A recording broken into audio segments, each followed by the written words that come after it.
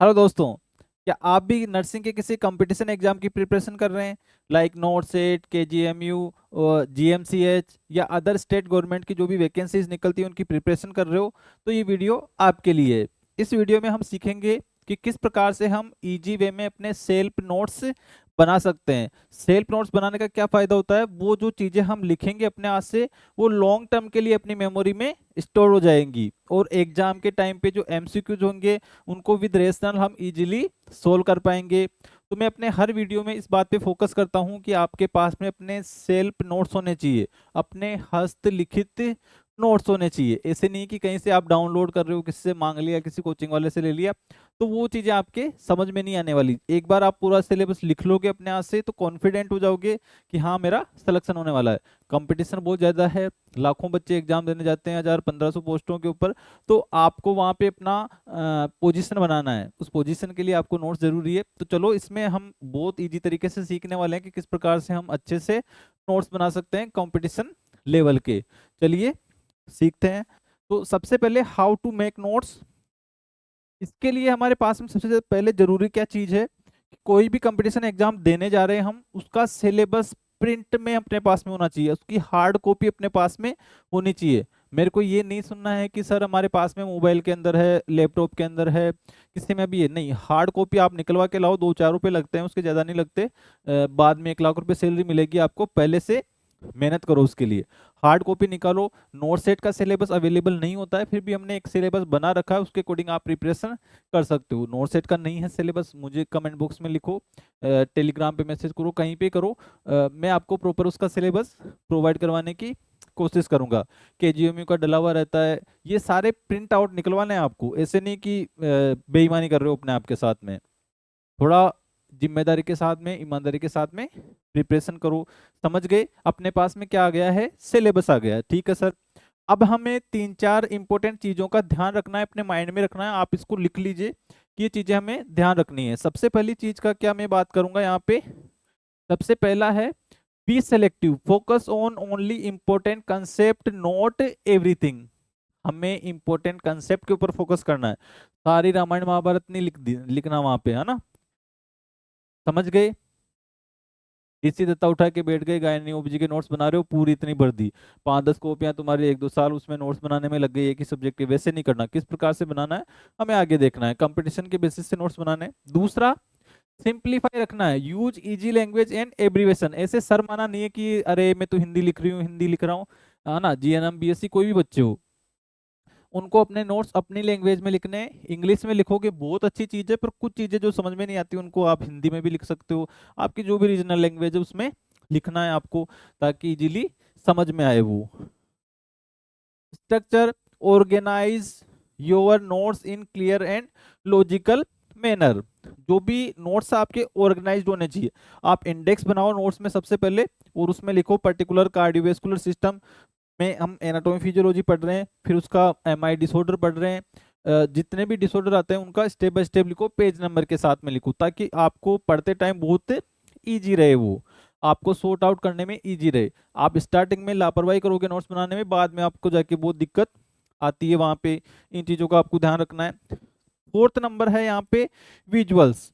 Use diagrams, flow charts and tables. इनका आपको use करना है प्रॉपर। आजकल इमेज बेस्ड बहुत सारे क्वेश्चन पूछता है नोट सेट जैसा एग्जाम। तो आपको हमेशा कहीं भी कंफ्यूजन है तो गूगल पे जाओ, उसका इमेज निकालो, उसका प्रिंट आउट निकालो और यहाँ पे चिपका दो। नोट्स बनाने में बहुत मेहनत करनी है आपको। जब एक बार आपका प्रॉपर सिलेबस का सेल्फ नोट्स बन जाएगा, आप एग्जाम के लिए रेडी हो, युद्ध के लिए रेडी हो। अरे समझे कि नहीं समझे? समझ गए ना? पूरा देखना है वीडियो को, ऐसे नहीं कि बीच में छोड़ के चले गए। मैं भी अपने नोट्स दिखाऊंगा किस प्रकार से बनाने होते हैं, है ना। इजी याद करने के तरीके क्या होते हैं उनमें, वो सब चीजें हम देखने वाले हैं इसमें। फिर आता है कलर्स का यूज करना है आपको, ब्लू, रेड, जो भी आपको पसंदीदा कलर है आपके ऊपर जो हाईलाइटेड रहते हैं, जैसे ब्लैक, ब्लू वगैरह हुआ, इन पेन्स का यूज करना है, ताकि हाईलाइटेड चीजों को हम अलग से लिख सकें, उन पे स्टार बना सकें, अंडरलाइन कर सकें, या अलग पेन से ही लिख सकें। उसके लिए बहुत ज्यादा कलर्स का यूज नहीं करना, 2-3 कलर्स का यूज करो। हाईलाइट्स को याद रखो। अब क्या क्या टेक्निक्स का हमें यूज करना है, सिलेबस हमने बात कर ली है। सबसे पहले अपने पास में क्या है, सिलेबस है। सिलेबस के अकॉर्डिंग एक टॉपिक उठाओ, उसको एक्टिवली पढ़ो। एक्टिवली पढ़ने का क्या मतलब है कि वो मेरे कंसेप्ट क्लियर होने चाहिए, उसके बाद में मैं नोट्स बनाना स्टार्ट करूंगा। क्वेश्चन बेस्ड नोट्स होने चाहिए। अब क्वेश्चन बेस्ड नोट्स क्या होते हैं सर? क्वेश्चन बेस्ड नोट्स होते हैं, कोई भी मैं लाइन लिख रहा हूँ या लिख रही हूँ नोट्स के अंदर, तो उस लाइन का कोई ना कोई क्वेश्चन बनना चाहिए। आप अपने माइंड में उसका कोई क्वेश्चन बनाओ। और सबसे बेस्ट ये है कि आप कोई भी टॉपिक पढ़ रहे हो उससे पहले उसका एमसीक्यू सोल्व कर लो, तो आप फोकस भी रहोगे कि मुझे इस पर्टिकुलर पॉइंट पे ज़्यादा ध्यान देना है, इसको अंडरलाइन करना है, ये एग्जाम में पूछा जाता है।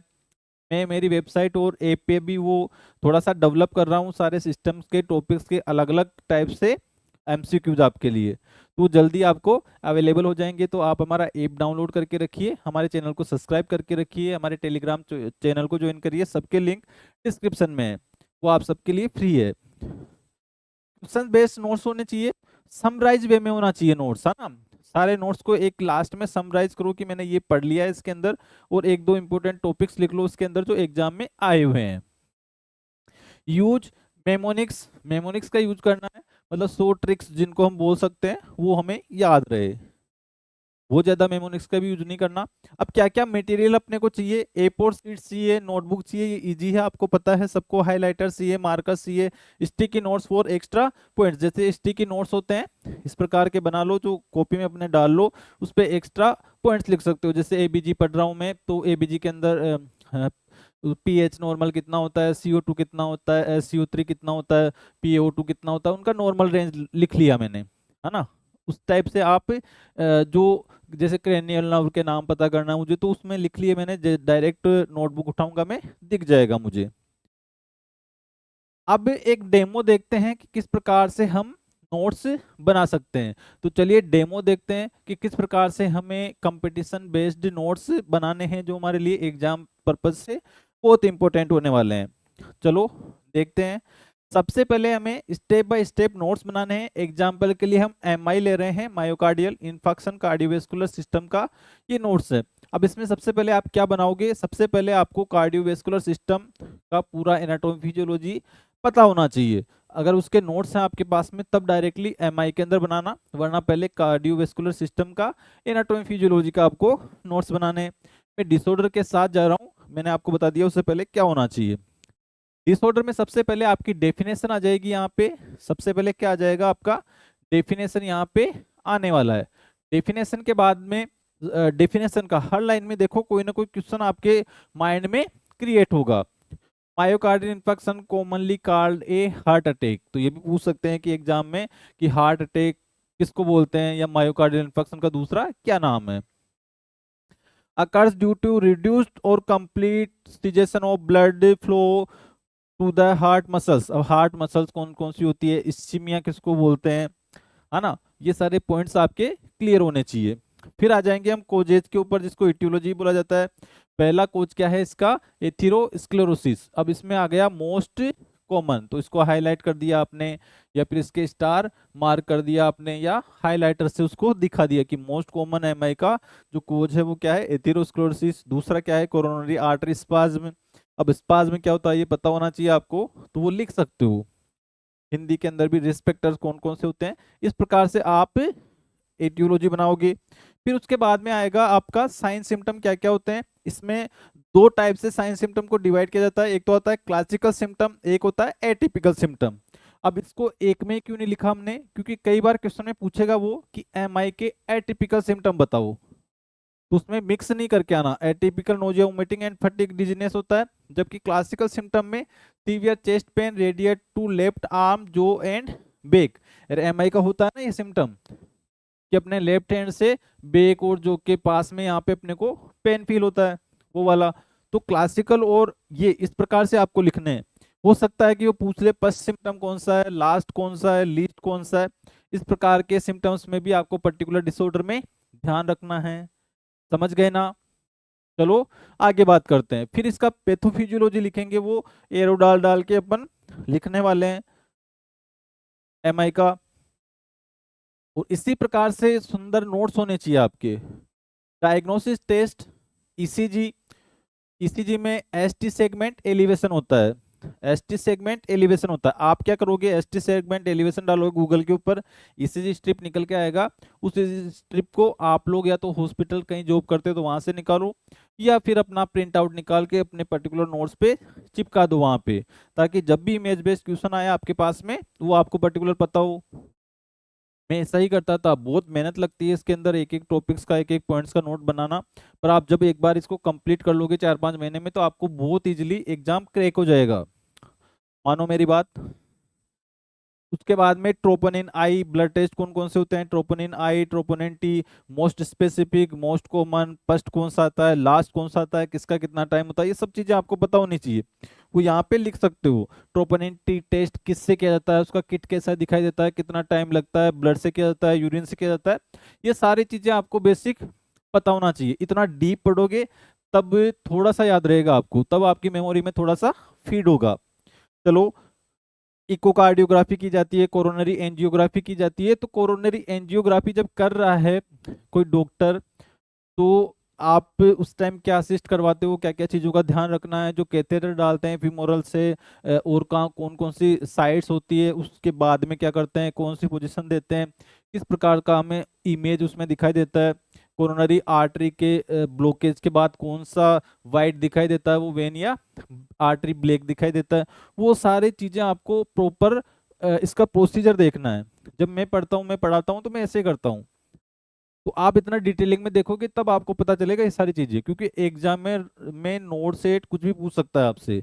हो सकता है एंजियोग्राफी का कोई डायग्राम देके आपसे पूछ ले कि कौन सी पर्टिकुलर आर्टरी के अंदर, कोरोनरी आर्टरी में ब्लॉकेज है। तो अब अगर आपने प्रोसेस नहीं देखा तो आपको नहीं पता होगा, जाहिर सी बात है। मैं एक एग्जाम्पल दे रहा हूँ, सब में आपको ऐसे करना है। फिर मैनेजमेंट के ऊपर आ जाते हैं। मैनेजमेंट भी इसका एक तो इमीडिएट या इमरजेंसी मैनेजमेंट होता है, जिसको हम शॉर्ट ट्रिक मोना से याद करते हैं, MONA, मोरफिन, ऑक्सीजन, नाइट्रोग्लिसरीन और एस्प्रिन, ये देते हैं उस पेशेंट को इमीडिएट ट्रीटमेंट के लिए। और दूसरा देते हैं इसको थ्रोम्बोलाइटिक थेरेपी। फिर देते हैं लॉन्ग टर्म मैनेजमेंट, जिसमें देते हैं beta blockers, AC inhibitors, lifestyle modification. अब क्वेश्चन पूछ लिया LOL जिसके लास्ट में आता है वो क्या होती है, बीटा ब्लॉकर्स, प्रिल जिसके लास्ट में आती है वो क्या होती है, AC इनहिबिटर्स। तो इस प्रकार आप उनको हाईलाइट कर सकते हो। फिर इधर कॉम्प्लिकेशन लिखना है आपको, arrhythmia, most common cause of death, post MI। Question बन गया आपके कि most common cause of death in MI क्या होता है, तो आप क्या लिख के आओगे वहां पे, एरिथमियास। ठीक है, हार्ट फेलियर का, पेरिकार्डाइटिस और कार्डियोजेनिक शोक। इस प्रकार से डिटेल मैंने यहाँ पे जगह छोड़ रखी है ना, उसका कुछ मीनिंग है। उसका क्या रीजन है कि जब भी एग्जाम में आप क्वेश्चन अटेम्प्ट करके आओगे, कोई पेपर दे के आओगे, उसमें आपको कोई ना कोई न्यू क्वेश्चन देखने को मिलेगा, नए कंसेप्ट देखने को मिलेगा। तो उस नए क्वेश्चन और कंसेप्ट को सोल्व करने के लिए आपको ये चीजें देखनी है वहां पे। आपको थोड़ा थोड़ा 4-4 5-5 लाइन छोड़नी है, कंजूसी नहीं करना है, घुसाना नहीं है एक दूसरे को उसके अंदर, है ना, कंजेस्टेड नहीं करना है चीजों को, खुला खुला लिखो आराम से, ताकि समझ में आए चीजें। शॉर्ट रहेगी तो अपना माइंड भी उनको पढ़ने के लिए उसकी तरफ जाएगा, वरना कंजेस्टेड रहेगी वो, चलो यार यार ये क्या लिखा हुआ है, बुक्स अपन तभी तो नहीं पढ़ पाते हैं, नोट्स क्यों पढ़ पाते हैं, क्योंकि शॉर्ट है वहां पे सारी चीजें। ओके, फिर जैसे MI के सिम्टम्स बना लिए, शॉर्ट ट्रिक्स लिख लिए, लास्ट में आके चेस्ट पेन, क्रशिंग होता है सिम्टम्स ऑफ MI, उसका शॉर्ट ट्रिक बना लिया, लास्ट में वो हमने चीजें डाल दी है। इस प्रकार से लिख सकते हैं। फिर उस पर्टिकुलर टॉपिक के आपको क्या करने हैं, MCQ सोल्व करने हैं। उस पर्टिकुलर टॉपिक का क्या करना है आपको, MCQ सोल्व करने हैं। MCQ सोल्व कब करोगे आप, नोट्स बनाने से पहले। अरे सर कुछ समझ में नहीं आएगा, कोई बात नहीं, आप उसके आंसर की देख लो, समझ में नहीं आ रहा तो। पर आपको 10-10 MCQ पर्टिकुलर उस टॉपिक के सोल्व करने, बहुत डिफिकल्ट है ऐसा करना, पर आपका सिलेक्शन वही लेके आएगा। इजी कोई चीजें हो जाती तो इतना कंपटीशन नहीं होता अब, है ना।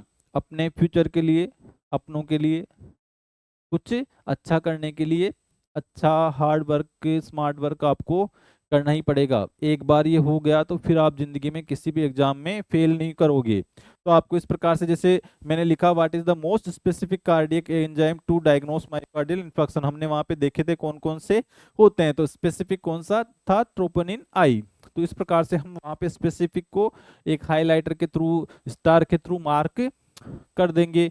इसी प्रकार से आप लोगों को बहुत सारे क्वेश्चंस देखने हैं। अब जो कॉमन मिस्टेक्स क्या हैं, वो जो हमें अवॉइड करनी है नोट्स बनाते टाइम, उन चीजों के बारे में बात कर लेते हैं। देखो, सबसे पहले copy pasting content from books और गाइड्स। कोई भी गाइड उठाई, कोई भी बुक उठाई और कंटेंट को कॉपी करके पेस्ट कर रहे हो, वो नहीं करना है। इंपॉर्टेंट चीज सिंपल लैंग्वेज में, अपनी लैंग्वेज में लिखना है। Writing too much without understanding. कुछ भी लिख रहे हो उसके अंदर कुछ समझ में नहीं आ रहा है ना, कुछ भी लिख रहे हो उसके अंदर कुछ भी समझ में नहीं आ रहा। एबीजी लिख रहे हो उसके अंदर हेमबर्ग फोर्मिना आ गया, और हेमबर्ग फिनोमिना आपको पता ही नहीं है, लिखे जा रहे हो सीएल बार आ रहा है, O2 अंदर जा रहा है, CO2 बाहर जा रहा है, कुछ समझ में नहीं आ रहा क्या हो रहा है। पर तुम्हें तो नोट्स बनाने बना दिए, सर ने बोला था नोट्स बनाने, मैंने बना दिए, कुछ समझ में आ रहा नहीं आ रहा, कोई मतलब नहीं। Note revising and updating notes regularly. आपको नोट्स को रिवाइज भी करना है लिखने के बाद में। आपको थोड़ा सा टफ लग रहा होगा, पर 5-10 दिन आप इस पर प्रैक्टिस करोगे फिर बहुत इजी हो जाएगा आपके लिए। अगर आपने नोट्स नहीं बना रखे हैं तो आपका सिलेक्शन नहीं होगा। जिन भी बच्चों का सिलेक्शन हो रखा है उनसे पूछ लेना, उनके पास में पर्टिकुलर नोट्स हैं। तुक्के में 10-15% लोग सेलेक्ट हो गए हों पास्ट में तो बात अलग है, पर अभी बहुत ज़्यादा कंपटीशन है, इस चीज़ का ध्यान रखना। इसलिए मैंने बोला था कि वहाँ पे जगह छोड़नी है आपको। नेक्स्ट हम बात करने हैं कि आपको फाइनल ट्रिक्स देता हूं मैं इसके लिए। क्या है वो? Revise notes with in 24 hours of writing. कोई भी नोट्स लिख रहे हो उसको विद इन 24 आवर्स आपको रिवाइज करना है। आज मैं सुबह से शाम तक लगा हुआ हूँ नोट्स लिखने में, रात को सोते टाइम मात्र 10 मिनट उनको एक बार नजर मार लेना। धीरे धीरे हो जाएगा, आदत डालो इसकी, बहुत इजी है। Create a glossary of important term. Glossaries क्या होती है? लास्ट में आप इम्पोर्टेंट टर्म्स का ग्लोसरीज बना सकते हो, जैसे कि एथेरोस्क्लेरोसिस क्या था, इस्कीमिया क्या था, वो उनका छोटा छोटा डेफिनेशन लिख लो, ताकि इजी रहेगा तुम्हें याद करने में, मजा भी आएगा। Combine notes with MCQs for better retention. 5-4 question लिख लो उसके अंदर, तो आपको बहुत ज्यादा याद रहेगा, आपकी मेमोरी के अंदर वो लॉन्ग टर्म सोल वहां पे स्टोर हो जाएगा। कोई भी जो टॉपिक है आपने पढ़ा है, नोट्स बनाया है। Keep updating notes after every mock test और न्यू लर्निंग। आप मॉक टेस्ट दोगे, उसके बाद में आपको टेस्ट को अपडेट करना है, नोट्स को अपडेट करना है, कोई भी नई चीज आपको देखने को मिल रही है तो अगर ये वीडियो आपको हेल्पफुल लगा है तो आप अपने दोस्तों के साथ शेयर कीजिए, इस वीडियो को लाइक कीजिए, इस वीडियो पे कमेंट कीजिए। इससे हमें मोटिवेशन मिलेगा और मैं आपके लिए बहुत ही अच्छी अच्छी चीज़ें कंपटीशन एग्जाम के लिए लेकर आता रहूँगा। हमारा कोई भी पेड चैनल या कोई भी साइट्स नहीं है, तो सब कुछ कंटेंट हम आपको यहाँ पे फ्री में अवेलेबल करवाते हैं आपकी हेल्प के लिए। आपको कोई भी और भी समस्याएं हैं, कोई भी टॉपिक से समस्याएं हैं, या कोई नोट्स बनाने से, सिलेबस से रिलेटेड या एग्जाम से रिलेटेड क्या प्रिपरेशन करना है, कोई इंपॉर्टेंट टॉपिक्स आपको जानने हैं, तो आप मुझे कमेंट बॉक्स में लिखिए। मैं ज़रूर से फ्री होकर जब भी रहूँगा आपके कमेंट का रिप्लाई करने की कोशिश करूँगा। इसी के साथ में सभी को ऑल द बेस्ट, और नोट्स बनाना बिल्कुल मत भूलना। जय हिंद, जय भारत।